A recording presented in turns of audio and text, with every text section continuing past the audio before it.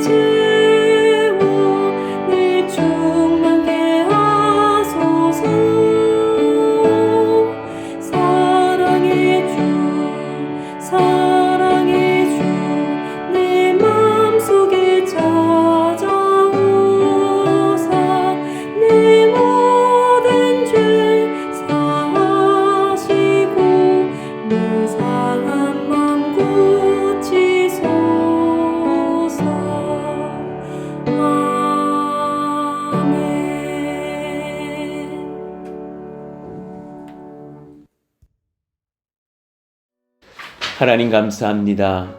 우리를 사랑하시는 주님께서 또 피곤하고 곤고한 중에 있으나 우리를 지키시고 또 깨우시며 또 새 힘을 주셔서 또 새벽 나와서 같이 기도하며 예배하며 주님을 만나게 하시니 하나님을 찬송합니다.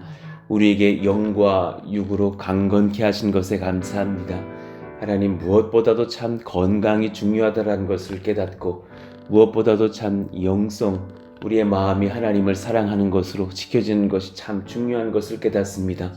성령 안에서 우리가 영과 육이 하나님 안에서 강건케 하여 주시기를 원합니다. 그래서 늘 하나님께서 우리를 지켜보실 때에 작은 세포 하나라도 안 좋은 것은 제거하여 주시고 또 성령 안에서 우리가 튼튼하여지며 그 마음과 육신이 평안하여지며 하나님께서 주시는 그 깊은 소망과 사랑과 기쁨으로 날마다 서는 저희들 모두가 되기를 원합니다. 하나님, 우리 사랑하시는 가정 하나님께서 온전히 붙들어 주시기를 원하며 같이 지내는 가족들도 있고 또 이웃들 또 지방에 흩어진 고륙들 자녀들도 있습니다. 하나님, 그들을 다 지켜보호하여 주시고 하나님의 말씀으로 붙드시며 자손 만대가 예수님 잘 믿는 귀한 우리의 가정 또 우리의 고륙들과 이웃들 되게 하여 주시기를 원합니다. 하나님, 우리의 전도의 지경이 또한 넓혀지기를 원합니다. 만나는 사람들이 예수님을 정말 사랑하는 사람들인지 아니면 잘 모르는 사람들인지를 우리가 알게 될 터인데, 그들에게 어떻게 하면 내가 예수님을 잘 소개해 볼까 기도하며 때를 구하는 저희들 모두가 되게 하여 주시고, 그때 하나님께서 우리를 담대하게 하시며 하나님 앞에 또 사랑과 기쁨과 소망의 소식들을 들고 가서 예수님을 증거하는 저희들 모두가 되기를 원합니다. 하나님, 병 낫기를 소망합니다. 주님께서 우리를 치료하여 주시고 우리의 고륙들을 치료하여 주시고 또 그 마음 가운데 하나님을 만나게 되는 거룩한 역사의 현장들로 인도하시기를 원합니다. 예수 이름으로 명하노니 암들아 사라질지어다. 모든 고혈압과 당뇨야 또 저혈압과 빈혈의 증상들아 어지러움증아 사라질지어다. 모든 마음의 우울한 것들아 사라질지어다. 파킨스나 골다공증아 또 불면증아 사라질지어다. 모든 스트레스와 마음의 우울한 것들 또 고민들 깨끗하게 사라질지어다. 하나님, 무엇보다도 예수님 만나는 심령으로 변화되어져서 하나님을 사랑하며 예수님을 영접하며 성령을 체험할지어다. 그 은혜의 마음들로 우리를 영과 육 다 바꾸어 주셔서 주님 섬기기 어려움이 없도록 인도하여 주옵소서. 오늘 또 처음으로 이제 야고보서를 대합니다. 하나님께서 이 말씀을 받을 때에 감당할 만한 지혜와 은혜들로 우리를 지도하여 주옵소서. 예수님 이름으로 감사하며 기도하옵나이다. 아멘. 감사합니다. 이같이 오늘 암송하실 말씀은 요한복음 1장 14절 이어가겠습니다. 같이 읽고 암송합니다. 시작. 말씀이 육신이 되어 우리 가운데 거하심에 우리가 그의 영광을 보니 아버지의 독생자의 영광이요 은혜와 진리가 충만하더라. 요한복음 1장 14절 말씀. 아멘. 오늘 우리에게 주시는 하나님의 말씀은 야고보서 1장 1절에서 8절입니다. 야고보서 1장 1절에서 8절 말씀. 한 절씩 교독하겠습니다. 하나님과 주 예수 그리스도의 종 야고보는 흩어져 있는 12지파에게 문안하노라. 내 형제들아, 너희가 여러 가지 시험을 당하거든 온전히 기쁘게 여기라. 이는 너희 믿음의 시련이 인내를 만들어내는 줄 너희가 알미라. 인내를 온전히 이루라. 이는 너희로 온전하고 구비하여 조금도 부족함이 없게 하려 함이라. 너희 중에 누구든지 지혜가 부족하거든 모든 사람에게 후히 주시고 꾸짖지 아니하시는 하나님께 구하라. 그리하면 주시리라. 오직 믿음으로 구하고 조금도 의심하지 말라. 의심하는 자는 마치 바람에 밀려 요동하는 바다물결 같으니 이런 사람은 무엇이든지 주께 얻기를 생각하지 말라. 두 마음을 품어 모든 일에 정함이 없는 자로다. 아멘. 오늘부터 야고보서를 대하게 됩니다. 그렇게 긴 성경이 아니기 때문에 6월 아마 마지막 날까지 보게 될 터인데 또 은혜가 풍성하게 이어질 줄로 믿습니다. 오늘 이제 야고보서를 먼저 조금 이렇게 개론을 소개하면서 풀어가 볼게요. 자, 야고보는 요셉의 아들입니다. 요셉의 아들. 예수님의 형제죠. 당시의 별명이 이제 의인 야고보였다고 합니다. 유년기 때부터 예수님의 어린 시절들을 잘 보았을 사람으로 생각이 되죠. 누구보다도 사실은 예수님의 유년기를 잘 알기 때문에 또 반대로 생각하면 예수님 믿기가 참 어려웠을 사람이라고 생각이 됩니다. 갑자기 저희 친형이 나 예수야 이러면 나도 당황스러웠을 것 같아요. 그렇잖아요. 그러면서도 또 예수님께서 이제 스스로 활동하셨을 때의 기록들을 보면 사복음서를 보면 이웃들과 함께 메시아라고 스스로 주장하시던 예수님을 거부하였던 예수님의 형제들 중에 하나였겠다 생각을 하게 됩니다. 그것이 마태복음 13장이라든가 또 다른 사복음서 곳곳에 등장하죠. 예수님의 사역 중에서 예수님의 가족들도 그를 말리면서 붙들려고 했다라는 기록이 마가복음 3장에 있습니다. 그때 또 그런 형제 중 하나가 아니었겠는가. 요셉과 마리아는 분명히 예수님이 누구신지를 알았을 것이죠. 그런 믿음의 순종 안에서 예수님을 잉태하였으니까. 그러나 예수님의 형제 자매들은 달랐을 것입니다. 그래서 예수님의 부활과 성령의 임재를 경험하기 전에는 아마도 우리 형님이 정상적이지 않다라고 여겼을 확률이 높죠. 그런데 그런 이제 사람들 중에는 야고보서를 기록한 야고보와 유다서를 기록한 유다도 있었을 것입니다. 그러나 예수님의 죽으심과 부활, 승천의 모습을 본 후에 또 성령을 받은 뒤에는 이 예수님의 형제들은 교회의 큰 지도자들이 되었고 훗날 야고보서와 유다서를 기록하는 하나님의 사람들이 되었죠. 야고보는 예루살렘 교회의 지도자가 되었어요. 그것이 사도행전의 기록이 있습니다. 알렉산드리아의 클레멘트에 의하면 베드로와 요한이 야고보를 선택하여서 예루살렘 교회의 지도자로 세웠다고 기록을 합니다. 또 사도행전 15장에 보면 베드로와 요한이 예루살렘 교회의 그 이방인을 수용할 것인지의 문제들을 두고서 고민하는 그런 장면 속에서 이제 교회의 리더십으로 야고보를 이제 맡기면서 또 이제 그런 결정권 어떤 그 대표자로 세우고 있는 장면들이 등장하죠. 바울의 3차 전도 여행 중에서 예루살렘에 이제 교회를 위해서 모금한 헌금들을 야고보와 장로들에게 이제 가지고 와서 하나님께서 자신을 통해서 이방 가운데 역사하신 그 모든 상황들을 오히려 야고보에게 보고를 합니다. 그런 장면들이 사도행전 21장에 있습니다. 그러니 이 교회의 리더십으로 야고보가 있었구나. 예루살렘 교회의 또 한 명의 큰 일꾼이었구나 느끼게 되는 것이죠. 바울은 갈라디아서 1장에서 야고보가 예수님의 형제인 것을 밝힙니다. 그래서 야고보가 점차 이렇게 소개되는 것이죠. 바울이 기둥처럼 여기던 자였다고 또한 갈라디아서가 기록을 하죠.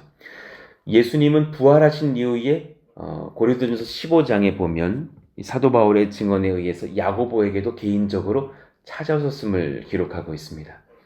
그러니까는 하도 동생이 안 믿으니까 아마 찾아오셔가지고 이제 성령의 은혜를 주시면서 확실히 그 믿음을 견고하게 하셨던 것 같아요. 예수님께서 승천하신 이후 사도들과 함께 야고보도 주님의 명령대로 계속해서 마가의 다락에 모여서 기도하면서 성령을 체험하죠. 그리고 이제 예루살렘에서 아마도 이 야고보서를 기록했을 것으로 봅니다. 이 야고보서가 그렇게 늦게 기록된 성경이 아니에요. 주후 50년대 이전에 아마도 40년대 후반쯤 47년, 8년, 9년경에 기록됐을 거라고 생각을 합니다. 왜냐하면 야고보는 역사가 요세푸스에 의하면 주 62년경에 죽습니다. 순교를 당해요. 그러니까 너무 늦게 쓰여질 수가 없었다라는 것이고 야고보서의 내용을 봤을 때에 주후 50년대, 60년대 있었던 그 교회의 이방인들을 드릴 것인지에 대한 이방인도 구원을 받는 것이 맞느냐 이런 논쟁들이 있었을 때에 그 언급들이 야고보서에 전혀 있지 않습니다. 그러니까 아마 그 전이었을 것이다. 아무래도 그 이후였다면 그 언급이 조금은 되었을 것이다 라고 보는 것이죠. 왜냐하면 당시에 아까도 소개했으나 예루살렘 공의회의 의장이었던 야고보가 이것을 언급하지 않을 리가 없다라고 보는 거예요. 반대로 야고보서의 내용들을 볼 때에 스데반의 죽음, 예루살렘 성도들을 향한 유대인들의 박해, 바울의 회심, 야고보의 그 예수님의 제자 야고보입니다. 제자 야고보의 순교 이런 것들은 이 성경 안에서 이후의 사건으로 여겨질 만한 어떤 문장과 표현들이 있어요. 그러니 이제 얼마 남지 않은 거예요. 아마 47년에서 49년 사이에 기록했을 확률이 높다. 물론 정답은 주님만이 하시고 야고보 선생만이 하시겠으나 그럴 것이라고 예상을 해보는 것이죠. 야고보는 흩어져 있는 12지파에게 문안하노라 하면서 오늘 이제 이 서신을 시작합니다. 1장 1절에요. 그러니까 초대 교회 이 바울의 전도 여행 전에 거의 예수님을 믿는 사람들이 유대인 정도였을 때의 기록으로 본다라는 거예요. 흩어져 있는 이스라엘의 12지파에게. 그런데 또 단서는 흩어져 있다 그랬어요. 이 글을 이방인들도 많이 볼 것이라고 예상했다면 12지파에게라고는 쓰지 않았을 거라는 것이고, 그러나 흩어졌다라는 것을 봤을 때 분명히 예루살렘의 예수님 믿는 자들을 잡아 가두는 그런 박해 이후의 사건이었을 것이다 라고 보는 것이죠. 친절하게 야고보서의 이제 장들의 내용까지 다 소개해 드렸어요. 그래서 길지 않습니다. 5장 정도로 되어 있어서 야고보서 1, 2, 3, 4, 5장의 내용들이 이러합니다. 문안인사가 끝나고 나면 시련과 유혹을 참으라.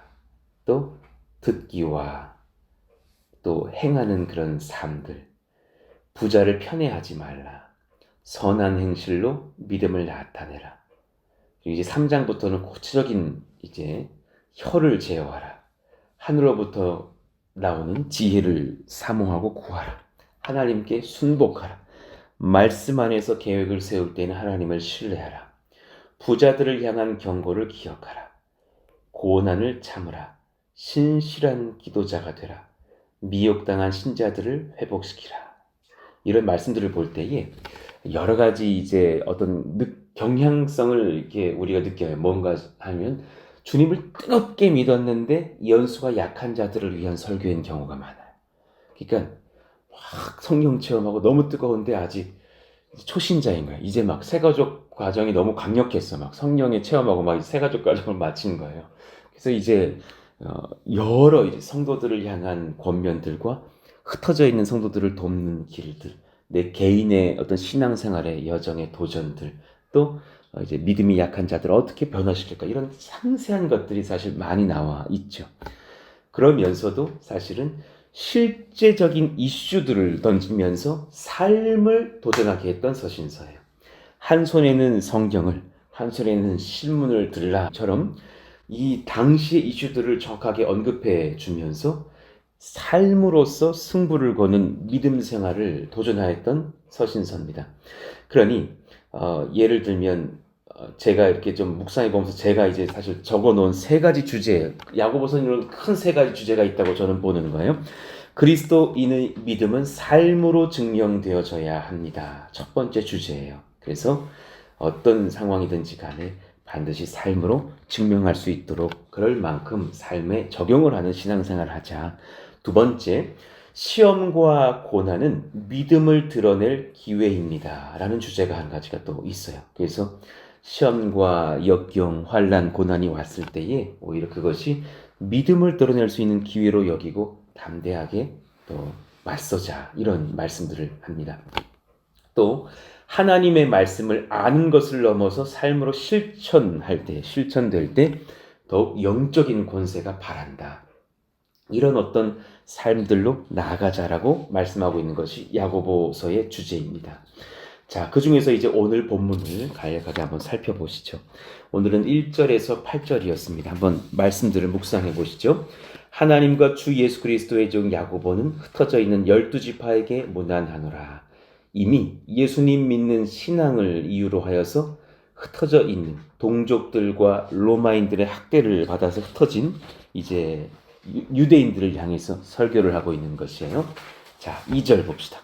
내 형제들아, 너희가 여러 가지 시험을 당하거든 온전히 기쁘게 여기라. 야고보는 역설을 하는 거예요.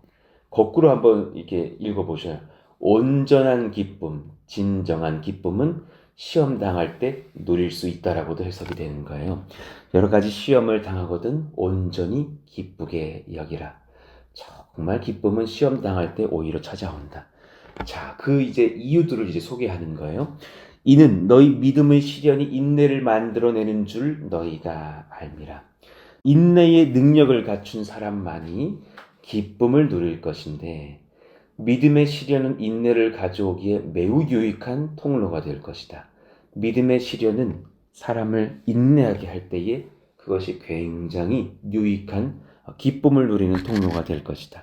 그러니까 지금 믿음의 시련과 인내와 기쁨 이런 것들을 연결짓고 있어요. 4절 우리 같이 읽어봐요. 시작. 인내를 온전히 이루라.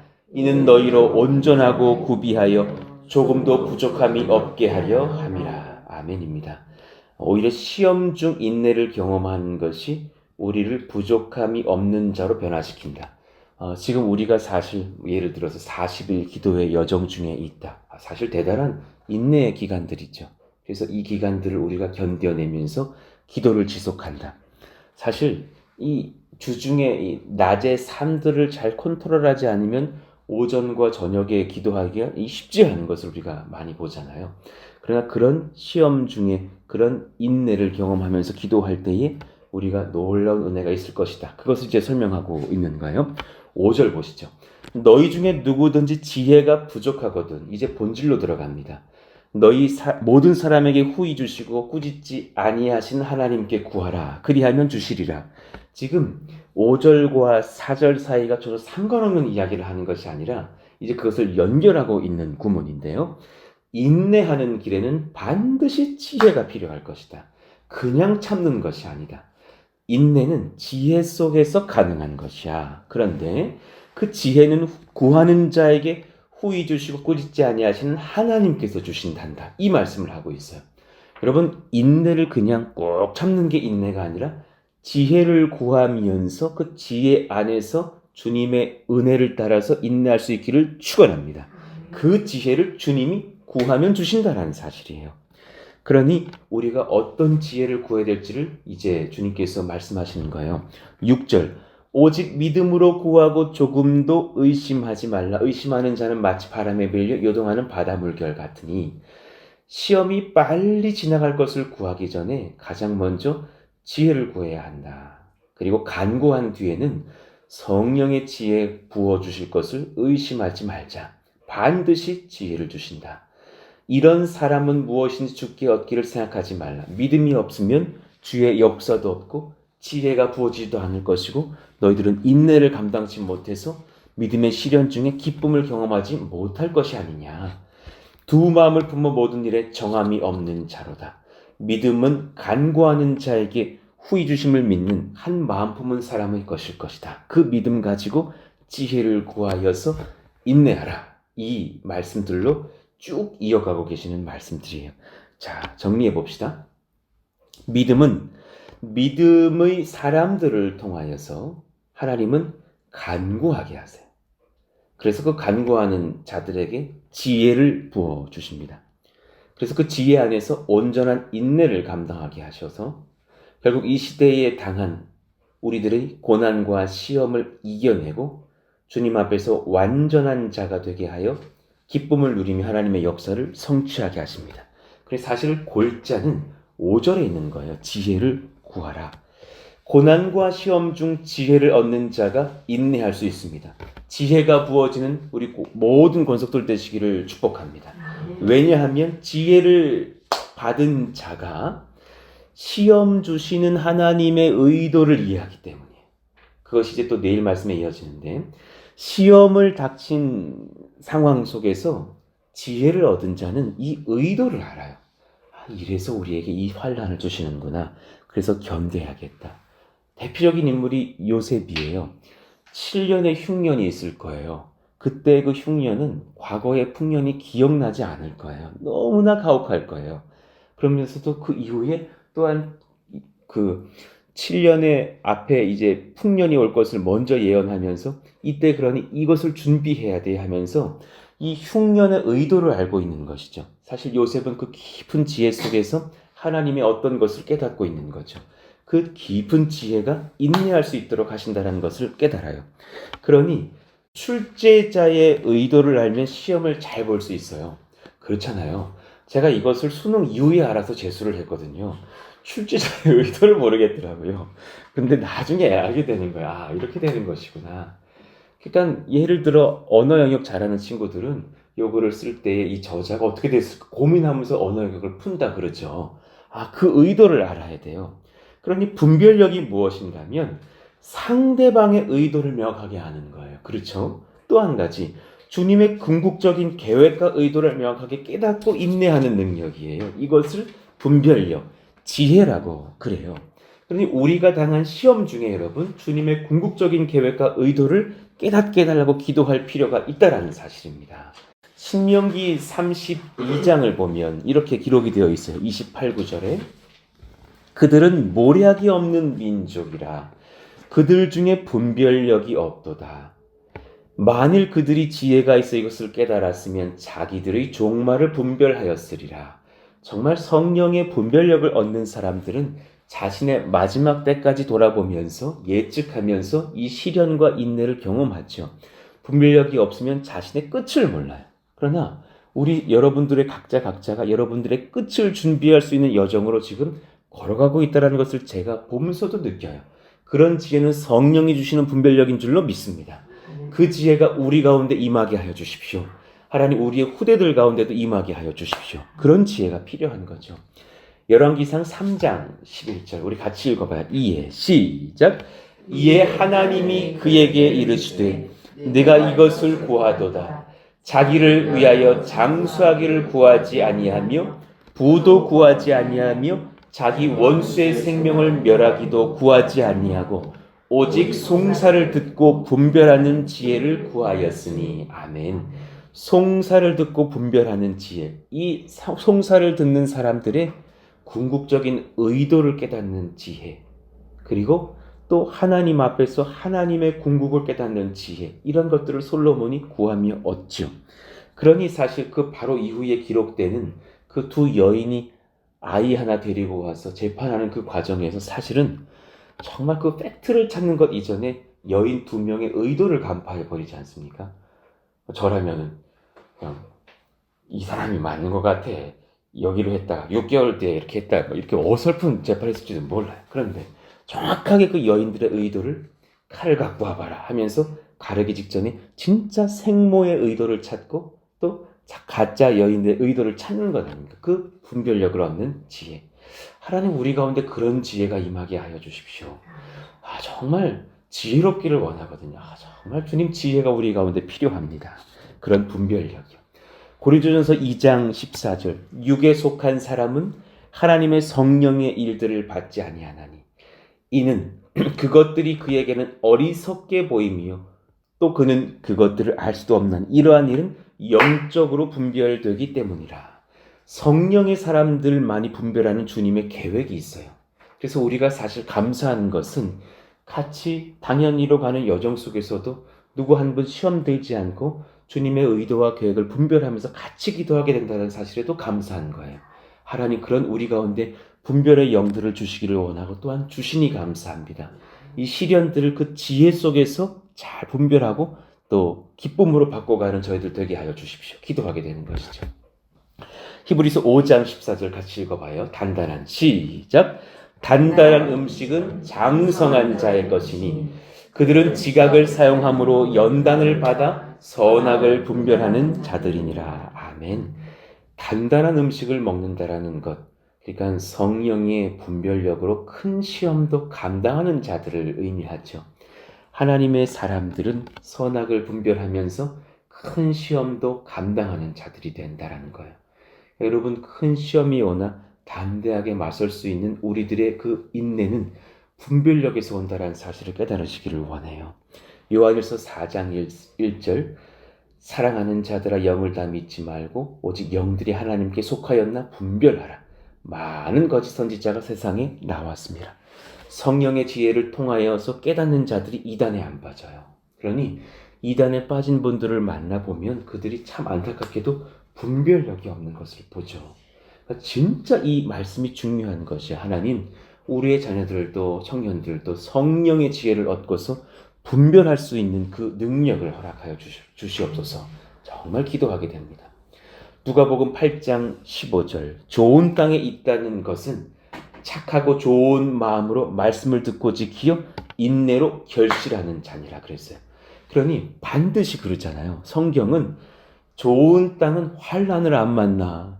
그냥 걸음 듬뿍 내려가지고 운이 그렇게 좋아가지고 그 사람을 승승장구하는 거야. 이렇게 말하지 않으셨어요. 좋은 땅은 인내를 잘 넘긴다고. 인내를 말씀을 듣고 지키어 다른 말로 분별력을 얻어 결실하는 자야. 그러니 그 지혜를 너희가 얻기를 원해. 여러분 시험이 오지 않게 달라고 기도하는 것이 아니라 이 시험 속에서 출제자의 의도를 알고 기쁨으로 견딜 수 있는 분별력을 허락하여 주시옵소서. 정말 귀한 거예요. 그러니 정말 하나님이 주시는 그 인내력은 사실은 지혜력이에요. 이 참 거의 이꼬로 관계라는 거예요. 인내를 그냥 세게 하는, 막 그냥 그 뜨거운 물에 들어가가지고 40분 하지 않은 사람이 인내를 많이 하는 것이 아니라 여기 막 여기는 살색이 여기 빨개져서 나오시는 분들이 인내가 센 것이 아니라 주님 앞에 지혜가 있는 사람이 인내를 한다는 사실이에요. 아, 그 분별력. 주님이 지금 이런 과정 속에서 우리를 이렇게 인도하시는 거구나 깨닫고 견디는 지혜가 있기를 예수 이름으로 축원합니다. 너희의 인내로 너희의 영혼을 얻으리라. 분별력을 얻어서 주님의 궁극의 의도를 아는 자가 인내로 영혼을 지킨다는 사실이에요. 그러니 예를 들어봐요. 코로나 바이러스 사태로 사실 환난 중에 우리가 분별하여서 인내하게 하시는 하나님의 계획 속에 우리는 있죠. 지금 세계 열방을 향한 주님의 메시지, 각 나라를 향한 메시지, 성도들과 우리 각 가정들에게 하시는 주님의 말씀, 각 교회들에게 말씀하시는 성령의 메시지, 이런 많은 것들을 우리가 분별하면서 인내해야 될 줄로 아는 거예요. 자, 마태복음 7장. 자, 우리 같이 한번 읽어봐요. 24절부터 시작. 그러므로 누구든지 나의 이 말을 듣고 행하는 자는 그 집을 반석 위에 지은 지혜로운 사람 같으리니 비가 내리고 창수가 나고 바람이 불어 그 집에 부딪히되 무너지지 아니하나니 이는 주추를 반석 위에 놓은 까닭이요 나의 이 말을 듣고 행하지 아니하는 자는 그 집을 모래 위에 지은 어리석은 사람 같으리니 비가 내리고 창수가 나고 바람이 불어 그 집에 부딪힘에 무너져 그 무너짐이 심하니라. 아멘. 지금 25절과 27절의 상반부는 똑같다라는 거예요. 모든 믿는 자도 믿지 않는 자도 지혜로운 자도 무지한 자도 비가 내리고 창수가 나고 바람이 불어 그 집에 부딪히는 것은 똑같아요. 똑같이 코로나를 맞는 거예요. 똑같이 경제적인 위기를 경험하는. 그러나 주추를 반석에 놓은 자가 있고 주추를 모래성 위에 지은 자도 있다면 그 근본은 하나님께서 주시는 거룩한 분별력과 지혜일 것이다. 자, 몇 가지 살펴보고 같이 기도해요. 강대국과 큰 권력이 주 앞에서 강하지 않다라는 것을 깨닫게 하시는 시간들을 우리는 겪어요. 아, 권력이 다는 아니다. 두 번째, 교회의 교세가 주 앞에서 인정받는 기준만은 아닌 것을 또한 깨달아요. 아, 큰 교회가 더 환난 많이 당한 것을 지금 봐요. 지금 코로나 바이러스의 사태들을 주시면서 여러 의도들을 보게 하시는 지혜를 저도 많이 묵상하게 되는 거예요. 아, 주님께서 이런 상황에서 우리의 새로운 기준들로 견고케 하시려나 보다. 이렇게 익숙했던 기준들이 정말 의지할 기준만은 아니구나 라는 것을 깨닫게 하시는 거죠. 3번 한번 봐보죠. 성도의 기업과 가정이 물질과 복락으로 든든한 것만이 우리의 만세 반석은 아닌 것을 깨닫게 하시는 기간이잖아. 그것이 진짜 권세는 아니야. 나와 가정, 기업, 나라, 열방, 우리의 모든 계획들이 주님이 보낸 균 앞에서 얼마나 무기력한지를 깨닫게 되는 시간들을 겪어요. 코로나 바이러스로 흔들렸던 모든 것은 우리가 주님 섬기기 위해서 겸손히 이용해야 할 것들이지 우리가 목표 삼고 우상이 되어서는 결코 안 될 것들이라는 것을 깨달아요. 지금 흔들리는 것들이 우리의 결국은 아니어야 되는 거예요. 지금 막 흔들리는 것들이 우리의 어떤 큰 목표는 아니기를 원하고 주님을 위한 수단이 되기를 바랍니다. 그런 어떤 것들이 무엇인지를 점검해야 될 것으로 생각이 들어요. 앞으로 더욱 인내할 고난들이 찾아올 것입니다. 코로나 또 올 수도 있다는 생각이 듭니다. 그죠? 얼마나 끔찍해요. 끔찍합니다. 또 온다면 얼마나 우리가 어려울까. 그러나 그때에도 아유 개척교회 안 해 이럴 것이 아니라는 거죠. 견딜 것이 무엇인지. 목사님, 하나님 삐짐입니다. 정말 2번은 이건 아닌 것 같습니다. 이럴 것이 아니라 안 오기를 바라지만 그러나 또한 어떤 것이 온다 할지라도 인내하면서 견고하게 하시는 하나님의 그 정말 본질적인 것들을 붙잡아야 될 필요가 있겠다. 모든 시험은 든든히 모은 물질과 건강과 권세로 이길 수 있는 것이 아닙니다. 결코 그렇진 않고 이것들은 이용해야 할 것들이죠. 궁극의 의도를 깨닫고 대처하는 분별력이 가져오는 믿음의 인내로 승리할 수 있기를 예수 이름으로 축원합니다. 그 분별력이 무엇인지를 오늘 또 구하시면서 견디고 서시기를 원합니다. 하나님, 그 거룩한 지혜를 우리 가운데 허락하여 주셔서 하나님께서 주시는 그 인내를 감당하는 저희들 모두가 되게 하여 주시옵소서. 오늘 말씀을 기억하시면서 우리 같이 한번 또 아래 찬양 한번 다시 한번 부르시고 기도하시기를 원합니다. 나의 안에 거하라 나는 내 하나님이리. 한번 또 이렇게 찬양하고 기도하시죠. 나의 안에 거하라 나는 내 하나님이니 모든 환난 가운데 너를 지키는 자라. 두려워하지 말라 내가 널 도와주리니. 놀라지 말라 내 손 잡아주리라. 내가 너를 지명하여 불렀나니 너는 내 것이라. 내 것이라 너의 하나님이라. 내가 너를 보배롭고 존귀하게 여기노라. 너를 사랑하는 내 여호와라. 아멘입니다. 우리 같이 한번 시간 기도하시죠. 우리 모두가 성령 안에서 거룩한 지었기를 저는 정말 소망합니다. 하나님 지혜가 풍성한 우리 푸른스 동산교회 온 성도들 되게 하여 주시고 그 지혜로 말미암아서 주님의 의도를 분별하면서 이 시험과 어려운 것들을 또 이기고 승리하며 하나님 앞에 기쁨을 누리는 하나님께 그런 복된 칭찬받는 교회가 되게 하여 주시옵소서.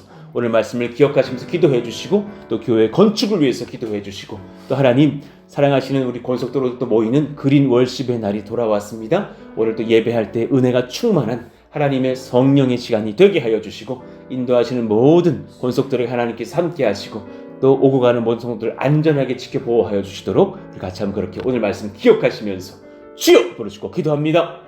주여! 하나님 감사합니다. 하나님의 능력과 은혜를 사모하며 기도합니다. 거룩하신 성령님, 우리의 마음 가운데 주님 흔들리는 것들을 붙잡고 서는 저희들 되지 않게 하여 주시고 하나님께서 부어주시는 지혜를 사모하며 그 지혜를 구하며 그 지혜 안에서 인내하며 하나님의 의도와 분별을 얻고 서는 저희들이 되어